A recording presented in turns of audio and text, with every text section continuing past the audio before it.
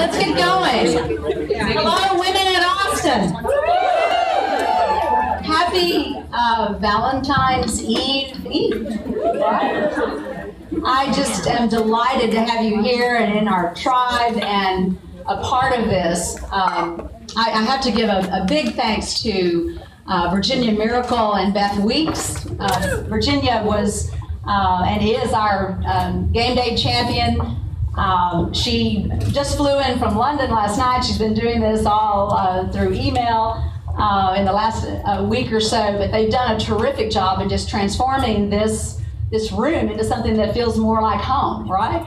I actually think they know we're in the building. Do you guys think so? Yeah. And I also think that Beth is probably the only senior and chief engineering leader in maybe the state that has such a touch for tablecloths and candles and decoration. Engineer with a female touch. Virginia is Chief Customer Officer over at Spreadfast. So I want you to know this is a 100% volunteer effort, and we love it. It's always great to give back. I tweeted an article last week from Forbes that I thought was really interesting. I'm on here. And you may have seen it, but basically the article, and it wasn't a fluff piece. It was saying that despite the tons and tons of issues that women have to launch their businesses, that American entrepreneurial women were some of the happiest women in the world. And they went into more detail. Apparently, we really thrive on being able to build the box instead of having to work inside the box and outside the box, and controlling our destiny in the way that we want to run our teams and our family and our values. And it just made me think that I truly am grateful for this group, Women at Austin, that's come together over the last year that really brings women out of silos and together so we can connect and we can just have that kind of cross-pollination that just makes that kind of momentum happen that's happened in this last year. And I look out actually over the audience and I've watched people come in, and I see so many new faces, but there are also a lot of old faces that have been here, gosh, now for literally a year. So 1 year tomorrow, we launched Women at Austin, our first event, the inaugural event, and oh my goodness, we did not know what to expect at that time. If some of the steering committee can remember, we really didn't know if it was going to be a one-time thing. We didn't know if you would come. We actually had another room for 50 people and decided we would upgrade the room a little bit when there seemed to be so much going on, and the energy was amazing. But even though we didn't have a website, we didn't have a lot of our our monthly workshops, the things that we're doing now. And by the way, if you have not attended a workshop, a monthly workshop, a roundtable, you should check them out. It's great value, and we're just getting great feedback. But even though we didn't have all that, we had a beginning of a steering committee at that time, about 14 women. The most experienced and committed and really interesting set of entrepreneurs and leaders in I think, the state, but certainly here in Austin. And the desire that drove us all was really to give back, to make Austin the most accessible, most supportive city for entrepreneurs, for women entrepreneurs in the nation. So if you were a woman, you would come to Austin just to launch your business. So that's what's driven us, and we still feel that is so attainable. It is right in front of us. We're not siloed. We're not just a girls-only organization, but we are someone who understands that women learn from each other, and we need that opportunity to really understand the differences and have those connections to move forward. So also the women who have badges on that look a little bit different are from the steering committee. And if you've come and have come here and want to have an answer to one of your questions, we did get just so many amazing questions when we crowdfunded the questions. But we don't want you to leave here without an answer. If we don't get to it, if we don't, during live Q&A, we don't answer it, I want you to come up to one of us and make sure that you get that answer. The panel. Let me tell you a little bit about how we're doing things differently today. We have heard so many great stories. And thank you for all of the great notes and the stories and the words and the notes of appreciation. It really helps us to know that it's of value.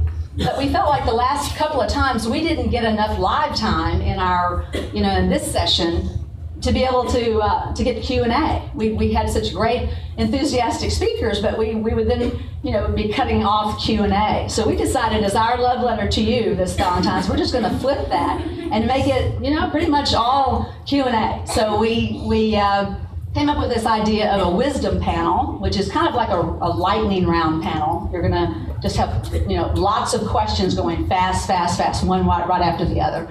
And we crowdsourced questions. 55 questions came in, terrific questions. I was actually kind of taken aback. I was telling my husband when I had them kind of spread out over the kitchen table, the level of questions are just phenomenal. I mean, women are truly the best kept secret in Austin for entrepreneurs. You're not kidding around. This is not about posing. This is not about a game. You really want to be prepared.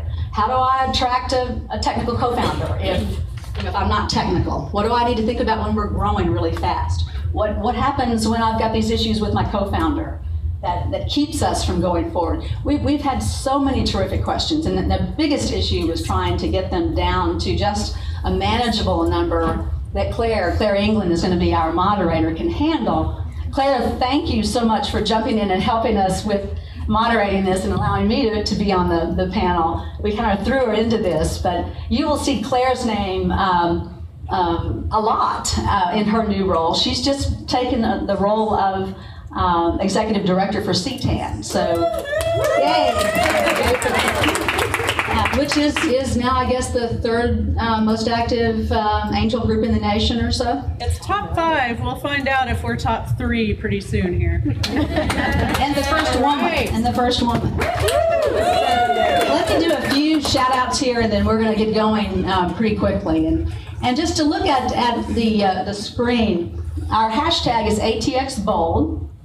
We have a website and Facebook we hope you will follow us on and come visit us.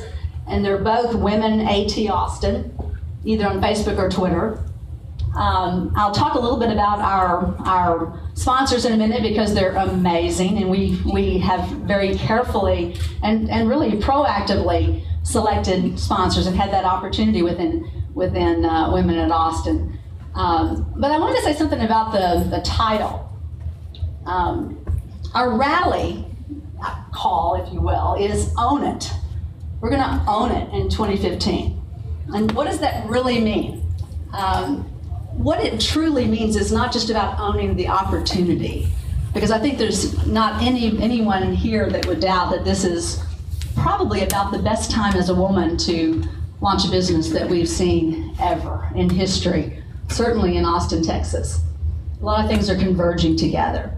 But the flip side of that is really what I wanted to take just a second to make a note around. Owning something that people don't talk a lot about on the other side of opportunity, which is fear of failure. Owning that thing that most, in fact all, successful entrepreneurs and leaders understand is just a part of life. You have to have a relationship with that fear. You have to be able to turn fear into fuel, right? And I'm hoping that is what you get from Women at Austin, is the ability to be helped along that path and that journey, to turn that fear into fuel. Because you may be here and you may be kind of isolated. In fact, you may barely be here. You may have had a really terrible day, and you don't know whether your startup is going forward or backward right now. You're in one of those days. And if we're honest, I don't think any of us as entrepreneurs have truly escaped that kind of roller coaster, because there's a daily and sometimes just constant swing between maybe being fearless and being frail, and have a frailty almost, and then it jumps right back to it. So having that perspective, especially if you're a new entrepreneur, knowing what's coming makes all the difference in the world. And I always start off all of our sessions with the same mantra. It's the only rule I have for us in this whole gig, which is we leave our superwoman capes at the door. We can let our guard down. We can find somebody, maybe just one person that we can finally be real with and say what our insecurities are and get that feedback, because that's what it takes to be successful. Is everybody with me on that? Yeah. All right. And don't ever say, is it me? I have heard that actually a couple of times this month, and you know what? Men don't say that. Is it me? There is no such thing. Is that right, Dan? Men don't say, is it me? It's always the market, the lazy sales guy. There was something but me. But just don't let what you cannot do interrupt what you can do. I think that's what I want to leave you with. Okay, so let me grab some water too. Let me just talk a little bit about, if I can take that forward. Do you want me to do it for you? It's probably going to run through it now. Our wonderful sponsors. Is Nicole here from Capital Factory? Nicole and her team at Capital Factory, I'm not sure we could have this organization without them. Every time they come through, there was a million things. This time, just like there always is at the last minute, and she always just keeps her cool. Capital Factory is, and continues to be, kind of the center of gravity for entrepreneurial activity, and it really is no different with women. Females are welcomed and encouraged. I'll be talking about a few celebrations here in a minute, and you'll see 2 or 3 of those women that have been funded have come out of Capital Factory. So we just say thank you very, very much for that, and we always mean that and appreciate it. The Andrews and Kurth organization is another one that's been very special to us, and we'll talk a little bit about some of the specifics in just a minute, because I produced another slide for them. They're new as a sponsor. And Beth Harwood and Cassandra, you guys are both here, so we'll be able to talk about that in just a second. Innovision is a company, a woman-run company that is in Bangalore that actually does a lot of our website for us. Austin Community Foundation runs the back end, so that when you sign in at Eventbrite and all of that, they take over all the back end for us. Michael Gonzalez is our photographer, who's done just an amazing job and is so generous with his time. He's also come up with a great offer for us that I'm going to throw on the screen that I think is amazing, and I'll talk about that in just a minute. And then WP Engine, Heather Bruner's company, does our hosting for us. Heather so much wanted to be here. She is actually over launching, she and April, her CFO, are launching EMEA this weekend. She's going to be doing, in the roundtables I talked to you about in the spring, doing a terrific roundtable on goal setting, and it will be it will be a great one. You should look for that one. Let's see if I can go forward. I got it. Can you do it? Yeah. Also, I'm going to put this thing down. I just wanted to say a word about Andrews and Kurth, because when you think about an attorney and you think about a law partner, to have a real partner, it's for some reason not something that women think a lot about early on. That happens for most entrepreneurs, honestly. But I just wanted to tell you that, first of all, they have a akstartup.com website that you can go to. They have a special package of services. But one of the things that through now 20 plus years of working with those startups, I can tell you that I have more than enough stories that to frighten everyone around not having the right documents soon enough, or letting your brother-in-law who has his wife is an attorney draw up the whatever. It is so important to think about that partnership early on. Things as simple as even the founders' documents, and it's not just about who gets how much stock, for instance, but what happens if that person leaves? and I've seen this at least 3 times where someone, an early founder would leave and then someone is caught working full time with half the stock. And investors frown very heavily on things like that. There are so many things that are necessary to look at. You don't have to do them all, but I strongly encourage you to take a look at early partners, especially like Anderson Kurt, that really understand women, they understand the very early stage, and that have a heart for that. I actually got involved more deeply with them this last year when I went over to a mock session for doing term sheets. Can you hear me? Out of UT, they were bringing UT students over and then doing mock sessions on how to respond to a term sheet. I was telling Beth, I would love to do one of those for women. Wouldn't you love to have a mock session to know how to look at a term sheet or some other instrument like that and take all the mystery out of it and know when someone's actually trying to bring something in too soon and what doesn't make sense to say, yeah, Melissa? I would like to very emphatically endorse Andrews Kurt. The firm has used them since 2007. We've used them for rounds. We use them for acquisition. Awesome. I formerly worked with another one that I will not name, but I can tell you it's a night and day difference. Cassandra has been on our account. And Alan Bickerstaff is the partner on our account. And they are so tremendously friendly and work with entrepreneurs and really care. And I think they're a perfect startup firm. So she gets a discount for that. So yes, and when I told the steering committee about this relationship, 3 of the members of the steering committee said, "Oh, we excellent, we work with them." So that's my plug, but it's also an earnest plea for you to take some of this stuff seriously very, very early, so that you won't have to worry later on about some of the things that can come back to haunt you. And let's see, did I have one more slide?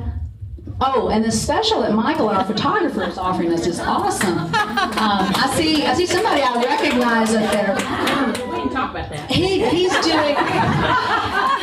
Basically, Michael said, we were talking about how everybody needs shots, because some of you have actually said that you took some of the shots that he had done and cropped them and made them, part of something you were doing in social media, because we can't just keep using the same old mug over and over and over.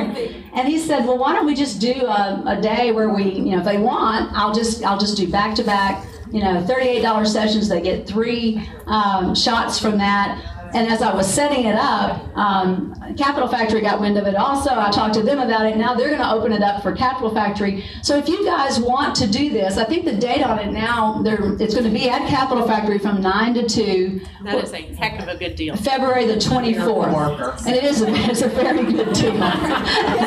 So thank you, Mike. I bet you had to get one. I think we're ready for our wisdom panel. February 24th. Yes, let me just give you the mic on that. Pam O'Neill works a lot with our marketing team, our marketing roundtable, not our team. She leads our peer roundtable that's gotten so popular that you meet over and over. But I think she wanted to say a couple of words about the next roundtable that was coming up. And you need to fill me in on this, but yes, so we do have these monthly peer roundtables on subject-oriented topics, and if you want to join the marketing one, which I lead, and it's a little bit more frequent every other month, just go to Rallyhood and search for marketing peer group, and you can sign up, and we have about 20 to 30 folks show up each lunch. But on the February 24th, Linda Glass is going to be leading a peer group on culture, which is so important to every startup. So highly recommend you take a look. Now, where can they get information about that? Go to our Facebook page if you want to sign up for that. We're about to put it up on the website, but it's not up there tonight. So if you do want to say, thank you. All right, Claire, take it, girl. Thank you so much, Jan. How about a round of applause for Jan, the founder of Women in Austin?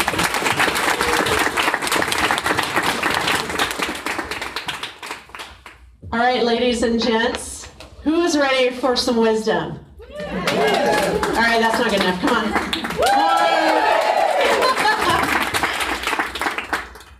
So we're doing, I think Jan alluded to, we're doing something a little bit different tonight. It's going to be a lightning style panel. So we're going to go fast, we're going to go live, we're going to have a lot of fun, and every single question that's asked and answered tonight are questions, as you know, that have already come from you, and we'll do some live ones. And Before you introduce everybody, I just wanted to give also a round of applause for our guest panelist, Dan Graham, CEO of Build a Sign, for the bravery of being here. And just a quick thing, if I could also just Dan and I talked earlier, I wanted you to hear from him also just a little bit about his heart for women and what over the course of time in Build a Sign has really become so important to him, which is culture. We talked about culture. One of the things I've always really appreciated about Dan is that he's so involved in the community and giving so often to different organizations, but it's actually all tied together. He has 3 girls now, almost 3 girls, 2.5 girls coming. He just announced that, or told me he had a 3rd girl on the way, a young girl. But he has an amazing heart, and I just wanted to give Dan just a few minutes to say just a couple of things, Dan, if you would, about what you're doing with other groups. And I mean, you just touched me when you were just spontaneously telling me kind of where your heart was. So share that if you would. Yeah, for sure. So it's a really important cause for me, and not just because I'm about to have 3 lovely little girls that I'll be trying to raise in a peaceful, sane manner, but my wife and I have been big supporters of women and girl empowerment for a long time. We're huge supporters with our time and money with Jen Austin and other groups like that. I helped start a group at UT for undergraduate women, an invite-only group to get them plugged into Austin and kind of networked into Austin, called Austin Connect. And one of the things that I really discovered getting more involved in the business community is that the smartest, most talented people were all women, but they lacked the same networks and the same opportunities that men do. And so it's become just a passion of mine to try to do what small part I can to fix that. Thank you. Thank you. Dan, actually, we were very lucky to have him tonight because this week has probably been one of the biggest weeks he's done in a while. He after bootstrapping Build a Sign all these years, he's just taken a round of equity, growth equity from PWP, and also simultaneously launched a co-working space that he was over just before he came here, over in East Austin, correct? That's right. So the fun continues, and we expect to see nothing but good stuff and growth there. So thank you for coming. Yeah. Thanks for having me. so I am Claire England, Executive Director of CTAN. I am not personally an investor. I just heard a lot of investors, and they are wonderful people. I encourage you to come out to our free office hours and entrepreneur workshops. You can check us out at centraltexasangelnetwork.com, and that's my plug. You can see up on our slide up here all of the panelists' Twitter handles. We hope you'll share tweets tonight with wisdom you've learned. And I want to start our panel by introducing each of these great folks. I'm not going into bios because you each are smart ladies and gentlemen and can find their bios on LinkedIn and elsewhere. So let me briefly introduce, Jan, of course, founder and CEO of Women at Austin and an entrepreneur in her own right. Beth Weeks is Senior Vice President of Engineering for Zilliant. Dan Graham, of course, you've met. He's the CEO and co-founder of Build a Sign, among many other great endeavors out in the community. Lynn Atchison is CFO of HomeAway. And Yvonne Tacchini is founder and CEO of Tacchini. I keep wanting to say Tacchini Interactive, but you dropped the interactive. Tacchini. Great firm. And all of these ladies and gentlemen are C-level, very experienced folks with lots of wisdom to share. So we're going to jump into the panel. This will not be a traditional panel, as I mentioned earlier. A traditional panel would go deep into probably 5 or 6 questions. We're going to touch on at least a dozen questions, hopefully more with some live Q&A as well. So we will hop right in. Are you all ready for a really interactive panel? So our first question crowdsourced from the audience, and this is jumping in and out a lot. Do I need to switch mics? Do I need to stand still with it? I can't walk around. That's not going to work. I walk around a lot when I moderate. Also, our wonderful Articulate Persuasion founder, Monique Maley, is going to give me a heads up when we have 5 minutes and 1 minute. We're also at 8:10 going to break off into small groups so we can go into a little bit more depth on the topics, and we'll talk about that towards the end. And if Megan in the back will wave her hand, she has the other mic. She and I are going to come into the audience for audience Q&A. Okay, so kicking us off. First question is for all of our panelists, and they're each going to answer in 30 seconds or less, which will be very impressive. What is the pivotal moment that gave you the confidence to pursue a leadership position or CEO position in technology or entrepreneurship? And we'll start on this end with Yvonne. Oh, good. Thank you. For me, it was a personal moment. It was a feeling of passion. I wanted to see what I could do. I was driven to see what I was capable of. And that was really instigated in a moment when I do marketing and branding, and I had developed a brand and an identity and a concept for a young company, and I set it down in front of them, and I saw their eyes light up like it was Christmas morning. And I saw them imagine, oh, I could be that company. I could be more than just an Austin company. I could be a global company. I could be, and over I've seen that sensation that I can deliver to somebody, and the way I articulate it is that I help people see their futures in a new way. And there's this wonderful sense of power, but also at the same time a sense of just being able to transform someone's dream in that way. When I started to feel that I could do that, all I wanted to do was see, what can I do? What am I capable of?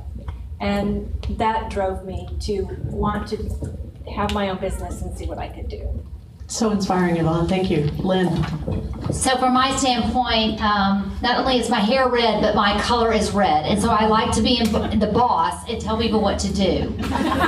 So that is why I want to be a leader from a very young age, because I like to be in control. On a more, that's the raw truth. Now I love building organizations. I love being part of a team that really makes a difference. And so throughout my career, when I've seen opportunities to do something new that builds something, that changes behaviors, creates new markets, I get excited about that. And so by getting excited about it, that gives me the confidence to pursue the position. Thanks, Lynn. The first moment for me was in my first semester of law school, when I realized what a tragedy it would be for me personally if I ended up becoming a lawyer. Yet still knowing I needed to actually earn a living. The second moment, and I started out doing web development work for a variety of businesses, was the realization that I could just design something, a solution for a business that would solve a series of problems for that business, and that they would then pay me for that thought work, and just that realization that I could do that for myself and for others is really what spurred me to get into business for myself. Thanks, Dan. Okay, engineer, and I'm a fixer, and I got tired of watching dysfunction in the organization.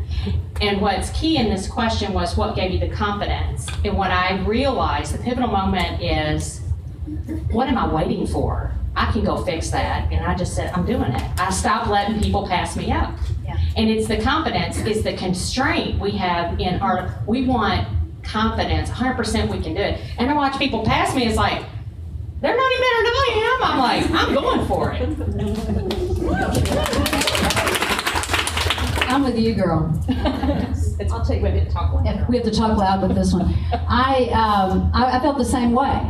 When I was young, much younger, I when I was just starting out after college, what really spurred me was that I would look around and say, well, I could do that to almost every manager I had. So I was one of those that decided, gosh, if that's all it is, certainly I could do that. So that's the way I went up through the sales and marketing ranks. When it came down to that urge to build something, which had always been with me, it was actually another woman that helped me understand I was just afraid of failing. I had this great, kind of track record going, and I didn't want to look really stupid and foolish. And what I think is so great about the panel tonight is that everyone has a different, discipline, finance or branding or engineering. Mine was sales and marketing, and I ended up, because a woman actually challenged me, why don't you just do it? I ended up starting Social Dynamics. So I think it really is doing something that you can do better than what you're seeing. Awesome, thanks all. So with each of these questions, aside from this one all and maybe one or two others all, we've decided as a panel who will answer each of them. So we're going to kick it off with Dan. This, again, these are all questions from the audience. I'm a first-time CEO. What should I be thinking about in building a great culture? By the way, 20% of our employees are virtual. And I have a whole minute to answer this, right? Yeah. So I think the short answer is it depends. Especially on the size of your business. When you start out a company, the culture just emanates from you as the founder or from the set of executives that start the company. As the company gets larger, you don't get that same face time, and you don't get the opportunity to view your culture in a natural way to every single person on your team. And that's, of course, made even harder if you have off-site employees or virtual employees, or your departments become more segmented. So what we've really found works well for us is really trying to institutionalize culture, having core values, asking each department to really write down what it means to them to be living those core values every day and how it applies to their department. And then we've also let each department, especially those that are separated physically, develop their own subcultures and be okay with that. Every department doesn't need to be the same. The virtual employees don't need to be exactly the same and have exactly the same accesses and kind of cultural elements as everybody else at the company. And kind of learning to live with those microcultures under a broader umbrella of culture, I think, is really important. Very succinct. I'm impressed, Dan. That was great. Isn't that great? Yeah. 1 minute answer. Thank you. So, Jan, we're getting traction, but I worry that we're spending too much one-on-one time on our first customers. All this attention required to make them happy just won't scale. What do we do? Anybody have that question? Yeah. It came in multiple flavors, actually.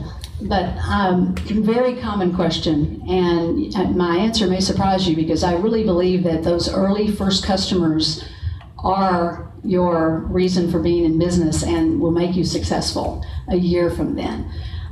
You do almost anything you need to get those first customers going. If you take a look at even online companies that are doing, let's say Airbnb, they physically, manually went door to door in New York, signing people up, acting as if they had an automated system when they didn't, and taking pictures that were professional of people's lofts and apartments, and then trying to help them maximize that.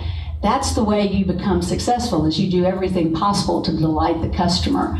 In the meantime, you also learn a lot. Usually it is the CEO or some other founder who's involved heavily in sales. You're learning what the product needs to be. And a lot of the manual things that don't scale, you're absolutely right, it doesn't scale. But those are the things that now you know what the customer truly needs and the product becomes better. The other thing I would say is don't neglect the power of compound growth, because if you just grow once every week by 10%, if you're online, let's say, and there's 10 more customers, you would be so shocked at how quickly that gathers steam. So I would say, unless you're just wasting time with people that are not in your profile, that it's not an issue at all. Thanks, Jan. You can always learn from those early customers. Learn a lot from them. Beth and Yvonne, minute each. Seems like the bigger we get, marketing and engineering are in constant struggle with one another. How can we make this better? And this, I think, also goes to the culture question to an extent. Yvonne, you want to start with your perspective?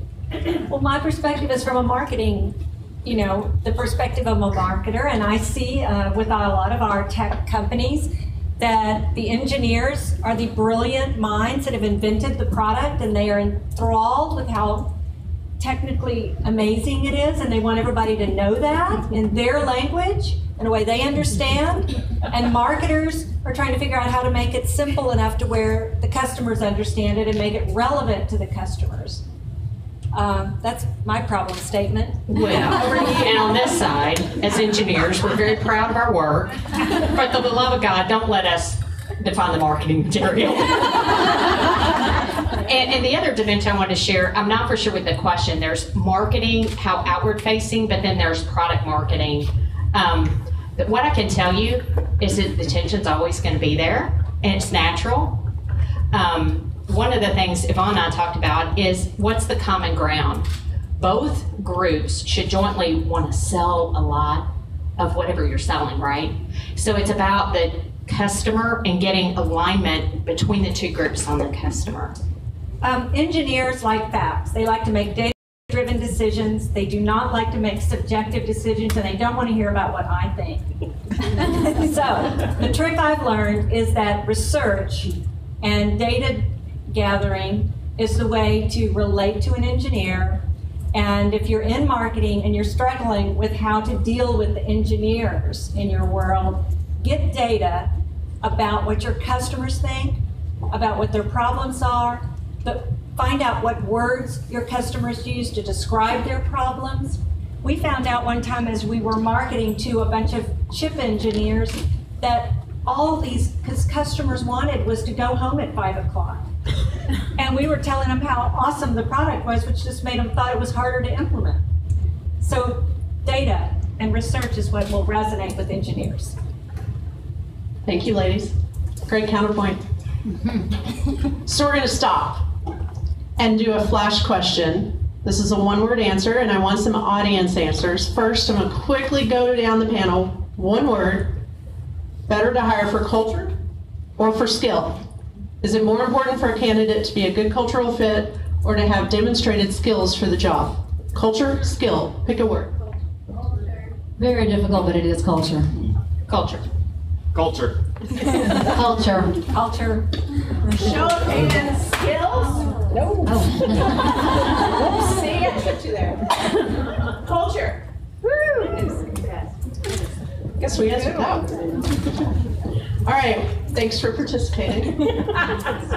What's the biggest mistake you've seen made in launching a consumer or online business? And we're going to have Lynn and Dan take this one. Lynn? Sure. So I spent 7 years at Hoover's Online, which even though it was sold to business customers, they were still somewhat consumers, and then of course HomeAway. Well, there's lots of mistakes, and so it's really hard to say, well, what is the biggest mistake? I would say the biggest mistake to me is it goes back to understanding your customer and not getting so heads down that you become internally focused instead of externally focused, and perhaps making sure that you always understand that the world changes around you.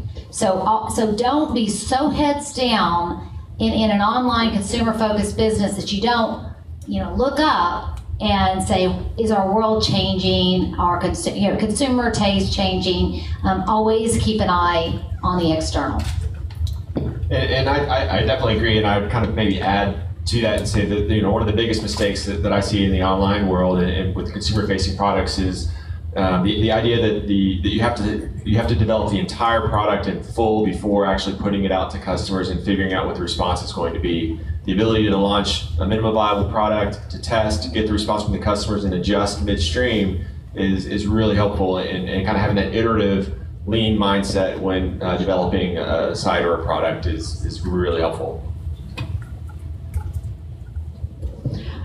Okay, I want to just briefly stop our questions to let you know that if you have a burning question and you'd like to raise your hand and ask it at some point, please do so. We'll keep an eye out for you. Is there a mic? Meanwhile, yes. Meanwhile, I care a lot about promoting diversity, but you wouldn't know it by looking at our engineering team. How can I find and hire more women engineers? Beth? This one is so near and dear to my heart. It's crazy. Number one, I applaud whoever gave the question, because to have it as a focus and a goal and awareness is number one. The challenge that we have, unfortunately, I don't have a magic answer for you, but I want to share with you. If you read online about this, there's a concept called the pipeline effect. The fact that there are fewer females graduating with an engineering degree, I happen to be very computer science oriented, and to share with you how severe that's dropping. And when I graduated, I won't tell you the year, but it was 37%, and in 2012 it's 12. So you've got to embrace, that's the challenge that you have. I did reach out to a local recruiter, one of the ones I feel like is one of the best ones in Austin. I asked him, does anybody ever reach out to you and say, please help me find female engineers? I have gotten, and he said, I get it, but they don't want that to be the bar, because it's hard to hire talent here in general. But I think one of the best advice I can give you is, first of all, look at your company, and when a female's going to come in, they're going to look at the leadership. So looking at your organization, all level leadership, they need role models, and they're going to look for that. The other key thing is looking at the areas. I mean, and when you look at type roles in engineering, those that are very detail-oriented, analytical, attention to detail, I won't point out which roles they are, those are very attractive to females, but you have to really make a push for it, and you have to make sure that you're attracting by having female leadership in your company. Thank you so much, Beth. One thing I'll add, I know Zeynep was going to be here tonight, and she had a death in one of her team members' families. But Zeynep Young and I were talking about this issue. She is CEO of Double Line Partners, about a $21 million company locally that Dell acquired a year and a half ago. And she has 34% of her engineers that are female. And we were talking about this because I had the opposite scenario. I had a very tough time, but I think the reason was that I started with that first hire, which was a man, and it was the one I really wanted. But when you think about it, that first person sometimes then hires who they know, and you get this thing where it just starts to come naturally.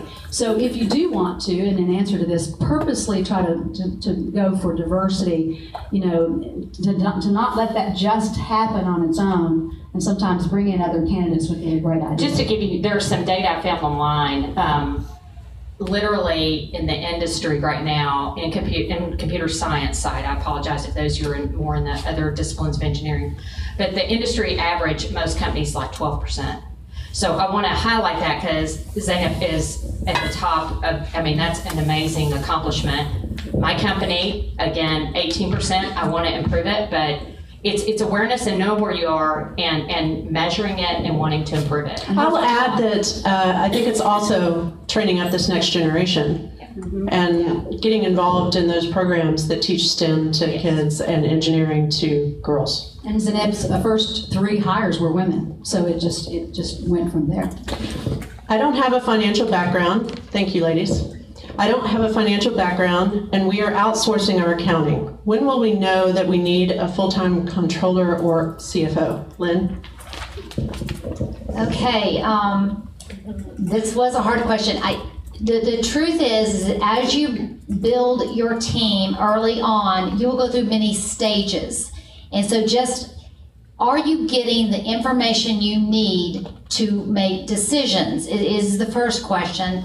And then do you have a pretty good idea that you're in compliant with laws? Are you filing tax returns or doing this? Because the latter I won't talk a lot about, but you don't want to be spending time, you're trying to grow a business, worrying about whether or not you're filing the right tax returns in the states where you do business, et cetera. So if you are worried about that, you need to put that in someone else's hand and get that off the table, because that's not strategic. That's just keeping you out of trouble. The strategic piece is, do you have a partner? Whether it's an accountant at a younger accountant that's just barely counting the books, the numbers for you, that's one thing.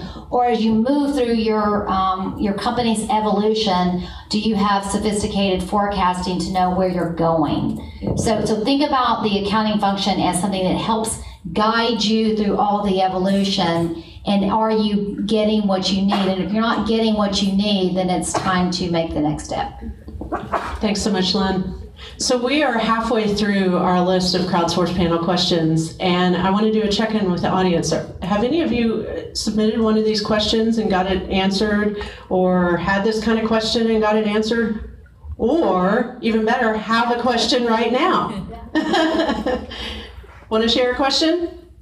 Okay, we'll keep going and think of your questions at the end. They absolutely will. Yeah, you can think of it. Yeah. So I just want to follow on question to Lynn, because I think knowing when you need somebody, I think that oftentimes people think they need to hire a full-time CFO, but how do you find sort of an interim virtual, what do you look for when you're looking for someone in that sort of in-between stage when they're not necessarily a full-time part of your team? So I'm not trying to plug anyone, but this is a great, there are companies, there are VCFO, there are Bridgepoint, there are experienced either accountants or controllers or CFOs who've decided that they don't want to work full time. So just get out and use your network. There are businesses that will do that for you. And in fact, I did that at one point in my career where I worked part-time for numerous other clients. And that's the way you get the bang for the buck. You don't feel like you have to hire someone and call them CFO and pay them a lot of money. And when you ask your question, if you'll tell us who it's for on the panel, that'd be great too. Thanks. I'm actually, well, I guess Beth and Jan would be a good one for this one. So just to follow up on some of the things that we've already talked about a little bit. So the question in the audience was, should you hire for culture or skills? And then you follow that up with, there's only 12% as a majority of women that are in these engineering roles. I have an electrical engineering master's, and I actually left the last company that I left because they were not moving any women up, really. So it's a serious problem. So if you're hiring for culture, and the culture is not to hire women for these leadership engineering roles, it kind of, we're not going to fix the problem. So if we start actually looking, and there's a lot of emphasis placed on skills, and what those specific skills might be, that might help you change some of the culture. Just kind of curious how you guys would address that. I think Thank you. One of the key things I tell people, women or female, doesn't matter, look around you. If the people you're around are not going to promote you and help you grow, you need to move on. So I think you've got to acknowledge that. That culture versus skill, I'll be honest, was a real hard one for me, but at my heart for 30 years in software engineering and engineering field, taking somebody who's a cultural fit, has clay, an ability to learn, and a go-getting attitude, I'll take any day instead of somebody who walks in the door that has ABC experience.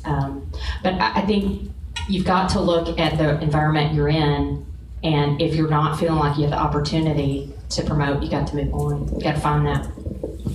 I would agree with that. I do think, though, sometimes that is an extremely hard thing to figure out, whether it's culture or skill, because they're very wedded, and it's even worse when it's in the dev positions, because certain skills have to be there. You can't hire and train a lot of those skills. But the other thing, as I said, I found myself personally, I didn't raise my hand. I was waiting for that. Beth, would you do? Yes. The other thing I learned as just my weakness, I had to take that leap, put me out there. I had to reach for it because I was watching others around me do it. So those are the two things I've learned. I agree with that. Yeah. Agreed. I think we can also dig a little deeper into this in the small group sessions that we're going to break out into. That I would recommend that as well if you want to join Beth for the engineering one. All right, thank you. How can a bootstrapping founder solve the problem of hiring? And this is for Dan and Yvonne. For Dan and Yvonne? Yeah. So being bootstrapped, you just means you have no money, and so you want to hire really good people, and so you kind of have two choices when you have no money and you need to hire people. You can either hire someone who has just a ton of experience, but for some reason is willing to work for nothing. Either, and maybe it's equity, or maybe it's because they're, they can't get promoted or some other way in their job. But the other thing you can do is you can hire people with no experience, but are super sharp. And so a lot of times what we found is we had to make that choice. At the time we weren't giving out equity to new hires, and so we had to make that choice between experience, someone who's willing to work at this rate, or someone who was younger in their career but really talented but just didn't have the experience. And we typically went for the latter. And Yvonne? I never had any funding in my company. I sort of built it up, bootstrapped from the start, but it was self-funded because since I had no funding, it had to always be at least making enough money to support itself. And continuously, over and over again, I found myself hiring somebody and thinking, oh my God, I'll never be able to afford this. I'll never be able to pay $40,000 for a person and make payroll. And so I was always surprised that if I hired a good person, I would then be looking to hire somebody who made $50,000. And the key for me was always to be really clear about what I expected of that person. And I learned to create position descriptions, which are written descriptions that describe exactly what the expectations are and clearly spell out how I'm going to measure the success of that person's performance. So if they know from the onset what I expect of them, I can look at that and say, if I get this from this person, yes, it will be worth $40,000 or $50,000, and that's gone up continuously over the years. And I'm stunned at when I'm about to start paying a new hire right now, thinking, how can I ever justify paying this? But I know that if the person is the right person, and if I lay out the right expectations and hold their feet to the fire and make sure I get that from them, that is the fuel that will make us grow. I'd also like to add that don't ever underestimate, I don't even know if I'm on the mic. Am I on the mic? Don't ever underestimate the power of vision, because all of us as entrepreneurs have hired people that you never would have thought would have come to work for you, but actually did. And they bought the vision and they understood kind of what the scenario, the timing would be, and they were willing to do that. So don't think it is, it's not possible, because it definitely is. Thank you. So we got some really good questions around growth, and we kind of pulled this into, or Jan pulled this into one question, or two into one. We'll figure it out. What are the most common mistakes made in a stage of high growth and scale? Since you guys and gals have had experience in going from small to large, what can you tell us to be prepared for growth? And Dan and Lynn are taking this one. So from my standpoint, the most important thing is to have a roadmap for the future. And that sounds like a lot, but it could be, what do you really expect? Take the time to say, what do we think things are going to look like in 3 months, 6 months, 9 months, not 10 years. I mean, you're entrepreneurial, you're not looking out 10 years, but a downfall in growth is only looking at today. Only looking at, what do I have to get done today? What's going to happen next week or next month? Take the time to say, what does this picture look like? And I'm particularly focused on the financial picture. What do we really think is going to happen on the top line? What do we really think is going to happen on our costs? We are going to be wrong, by the way, but by taking the time to kind of visualize through numbers or through strategy what you think it's going to look like, that will help you actually manage through the growth. Yeah, I think as you're growing really fast, you really have to start shortening sort of the horizon that you're planning and budgeting for. If you're growing really rapidly, you may need to make adjustments on a much more regular basis than if you have a very stable, predictable path of growth. The biggest challenge is trying to figure out how to appropriately scale your infrastructure and the hiring and things like that to keep up with and balance with your revenue, not overdoing it so that you end up spending more than you're bringing in. And that can be hard, especially if your growth is happening sort of on a week by week basis, but hiring takes a month or 2 months, and trying to figure out how to plan ahead can be really hard. So shortening those horizons, just like Lynn was saying, I think is a really smart thing to do. Great advice. Thank you both.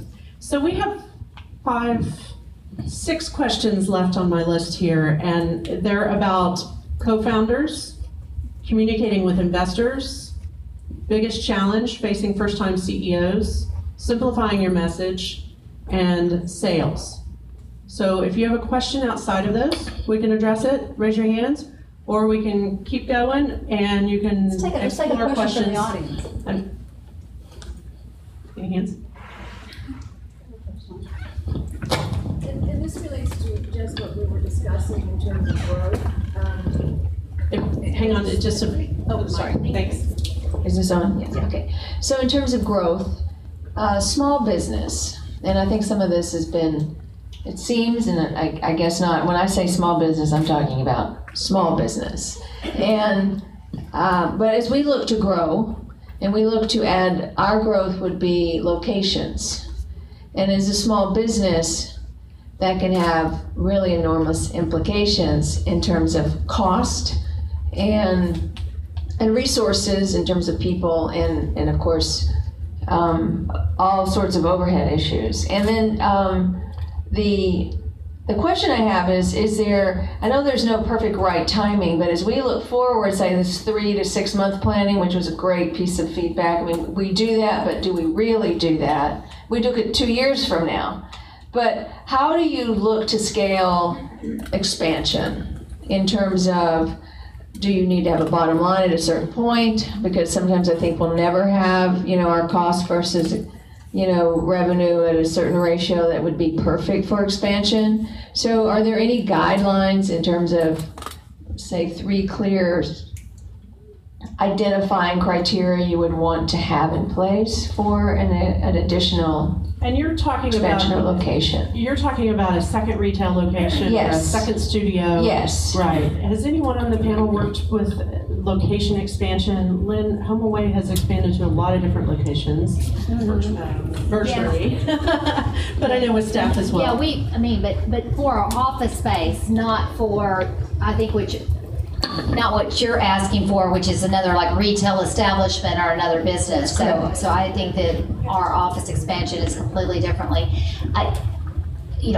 Again, I go back to my comfort zone, which is numbers, and that is what does, the first one you did, what did it look like? It took, and I don't know your business, it took 3 months or 6 months or 3 weeks or whatever before it achieved that. And you start layering that on to a spreadsheet or to an analysis about, and then there's an art. I mean, you're the entrepreneur, you have to weigh the risk versus the reward, but kind of knowing what the typical store does, and so if the typical store takes a certain amount of time, then you can ask yourself, do you think this store will go faster, slower, for whatever reasons? And then you just have to make a risk decision there. And so I don't have a... You also might want to spend some time exploring what similar businesses to you have done in the way of expansion, if definitely. You haven't already. I think that's right. That what does the model look like with the location that you have? How much money is it throwing off? If you basically replicate that in multiple places, would that have the same drop to the bottom line as the one that you have? There's probably going to be some additional costs for managing multiple locations that you'd want to add in, but you have to get the model right at the place that you have.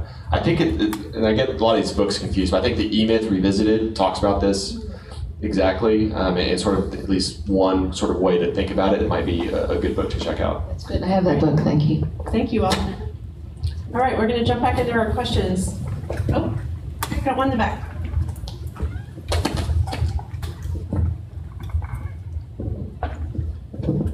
As an entrepreneur, I was contemplating incubators, accelerators. I was wondering what your thoughts are around that and the benefits that come along with it, such as introductions to funding or mentorship and stuff like that.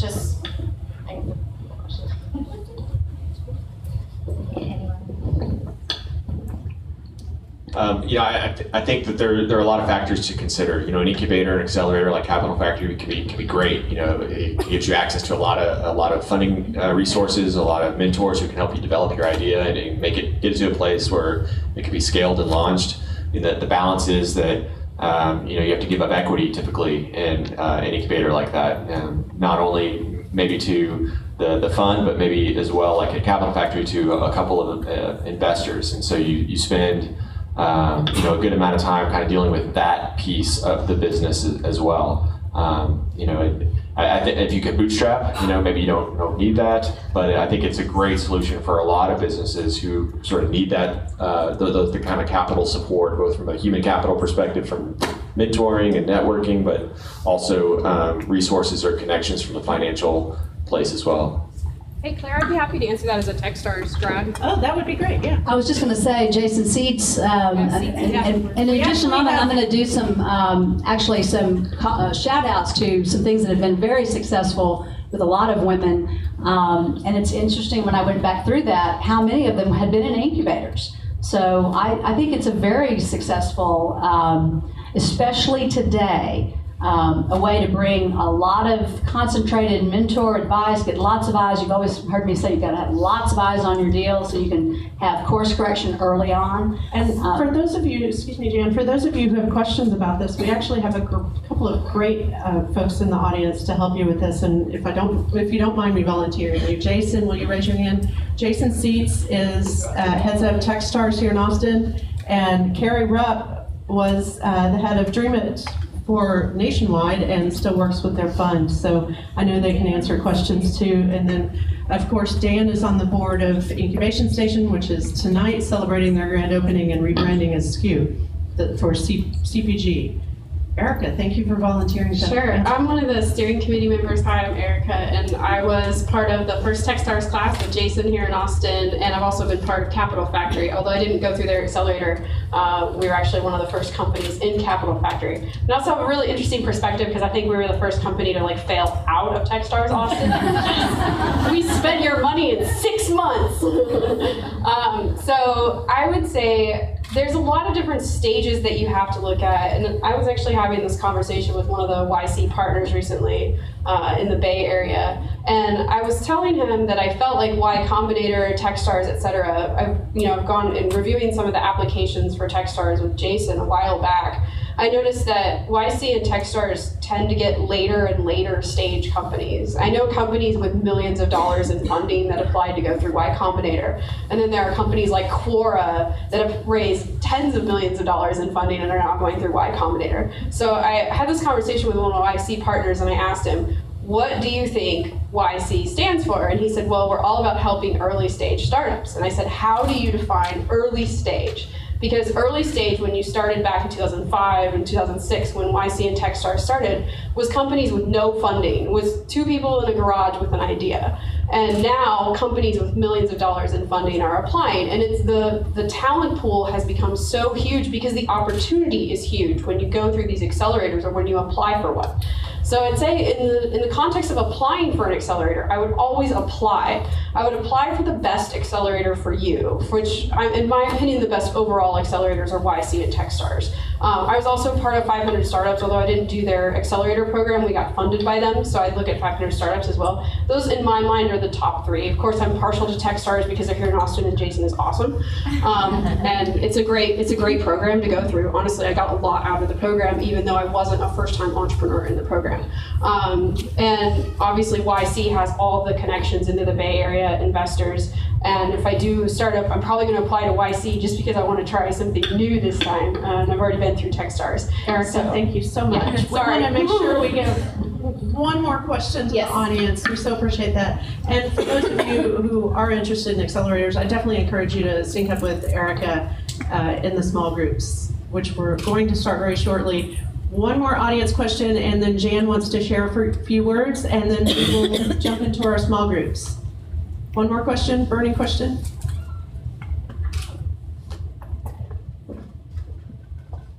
I have more like a... It would be nice to know what kind of people, audience are here. You know, I meant to ask that at the very beginning. Thank you for reminding me. How many of you are startup founders? Have your own startup and you are founding it or co-founding it? Wow, this is incredibly impressive. How many of you are on a startup team, not the founder or co-founder, but on a startup team? That is awesome. And how many of you own a small business? How many of you are C-level in some other business? What a room. Well represented. And just curious, sector-wise, tech, IT, CPG, food, beverage, consumer products, health, biotech, life sciences. Any other sectors y'all want to know about? Education, good one. Retail. Retail? It's always amazing how. Lauren, you're raising your hand on every one of these. How many startups do you have? How really we are so dispersed and so come together to cause Jan, common. before you take it back, I want to thank so much our panelists for being here tonight.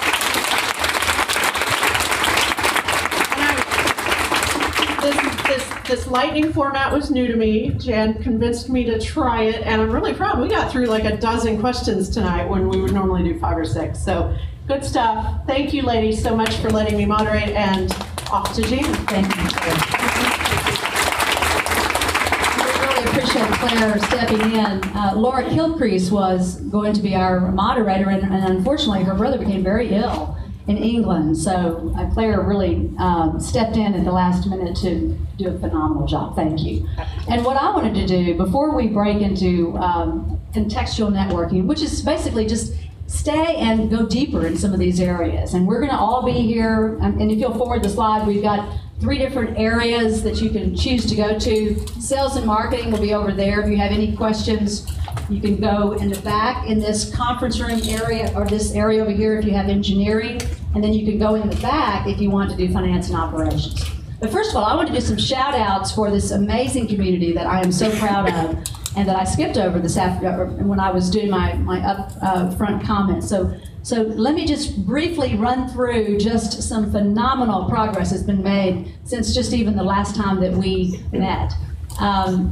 The first is that, well, I want to give out a shout out very recent to the $150 million fund that Techstars raised, and the fact that Jason Seeds with us tonight is one of the partners of that fund and has already done a phenomenal job for the community at Techstars and for Austin.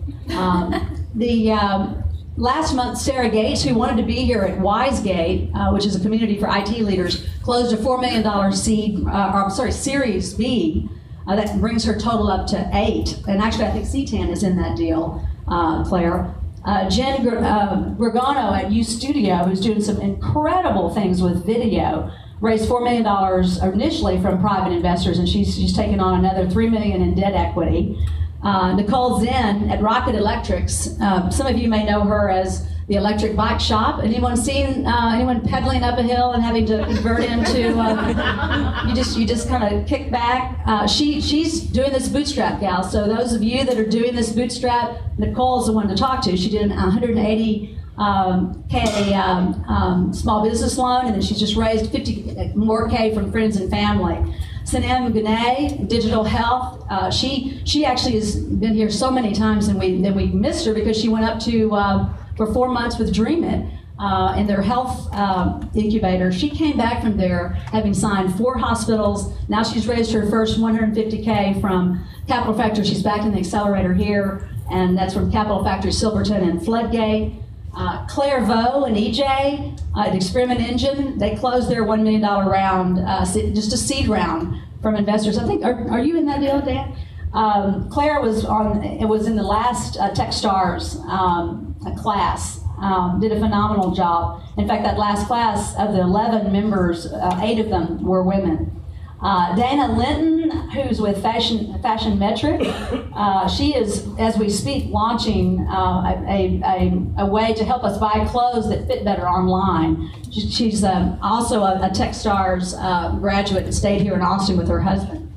Beatbox Beverages, some of you may have heard of Beatbox. They were on a Shark Tank, and they actually closed a deal with and this is Amy Stedman, the woman entrepreneur there, closed a deal with Mark Cuban for $1 million and 33% of the stake of the business. I actually have had the privilege of judging a contest over in McCombs when they were in it 2 years ago, and they won, and we all got lots and lots of boxed wine, which was great. I liked her then. Crystal Videk has really come through at Teslio. She's closed an $825K seed round in early January. They're a mobile app testing service. Quirium, Aruni, where are you? Early on, Aruni was there, and Patty Smith is their CMO. They closed $700K. We've got a lot of activities, guys. Jean Ann Booth, who's a serial entrepreneur, and she's right back there. The company used to be called Life Assist. She's renamed it, but she closed $700K in funding for this new startup, which is really like OnStar for seniors. And be sure to look out also for her Kickstarter campaign, which launches February 17th. And then Laura Lorick, that we all know and love at Silicon Hills News, is an entrepreneur in her own right. I think she sent me a note, I think she got delayed somehow and couldn't come tonight. Laura's not here, is she? I can see. But she's also now doing finishing her second Kickstarted project, where she is actually bringing her second magazine to market. And then Laura Bosworth. We've all seen Laura really take off with her project, and she just did another Kickstarted project with Indiegogo, I believe was what she used. Reconstruct Hope, and she raised $30,000 to pay for her patents that way, which are some very interesting new ways to think about raising capital. So, there may be some questions around crowdfunding that we need to at some point put a panel on, really helping people understand the differences in crowdfunding and bring some of the entrepreneurs that are behind some of these platforms to bear. So let us know what's on your mind, what you need, what you want to have more of. We really appreciate you being here tonight and having the panel go through the crowdfunded questions, but we're not going anywhere. We have till 8:30. If you need to go, you certainly can. But remember the 3 sections of the places. We'll go to those sections and be available for any questions at all. And we really hope everyone is safe. Thanks, guys. Take care.